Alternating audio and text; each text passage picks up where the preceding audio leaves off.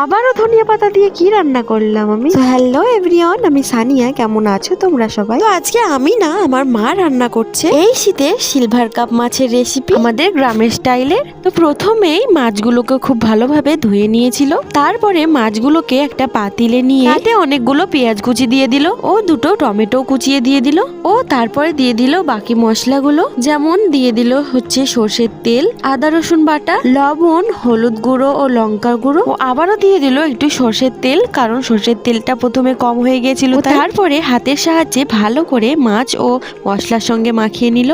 আর জানো তো, আমার মায়ের হাতের এই স্টাইলের মাছ রান্নাটা আমাদের বাড়ির সবাই খুবই পছন্দ করে। যাই হোক, তারপরে আমার মা কি করলো, পরিমাণ মতো জল দিয়ে দিল। জল দিয়ে আবারও পাতিলটাকে ভালোভাবে ঘুরিয়ে ঘুরিয়ে মাছগুলো মশলার সঙ্গে মাখিয়ে নিল। আর এই মাছ রান্নাটা কিন্তু এতটাই সহজ যে তুমি খুব তাড়াতাড়ি বানিয়ে ফেলতে পারো। তো তারপরে পরিমাণ মতো জল দিয়ে মা উনুনে বসিয়ে দিল ও ঢাকনা দিয়ে রেখে দিল প্রায় 10 মিনিট মতো। ও 10 মিনিট পর ঢাকনাটা খুলে দেখলো প্রায় মাছটা হয়ে এসছে। সেই পর্যায়ে কতগুলো ধনেপাতা উপর থেকে ছড়িয়ে দিল, আবারও একটু ঢাকনা দিয়ে রেখে দিল। এবার বেশিক্ষণ রাখবে না, জাস্ট 1 মিনিট রাখলেই হয়ে যাবে। আর মাছের রেসিপিটা এতটাই সহজ যে আমি একবার দেখে শিখে নিয়েছিলাম, আর এরপর থেকেই আমি ঠিক করে নিয়েছিলাম যে এই মাছের রেসিপিটা আমিই বানাবো। আর কথা বলতে বলতেই দেখো আমাদের মাছের রেসিপি রেডি। তারপরে উনুন থেকে মা হাঁড়িটা নামিয়ে নিল। মাছের কালারটা জাস্ট দেখো। আর তোমরাও এভাবে বাড়িতে বানাতে পারো, কথা দিচ্ছি খারাপ হবে না। একবার খেয়ে দেখো, তারপরে বলো। তো যাই হোক, আজকের মতো এখানেই শেষ। দেখা হচ্ছে পরের মিনি ব্লগে।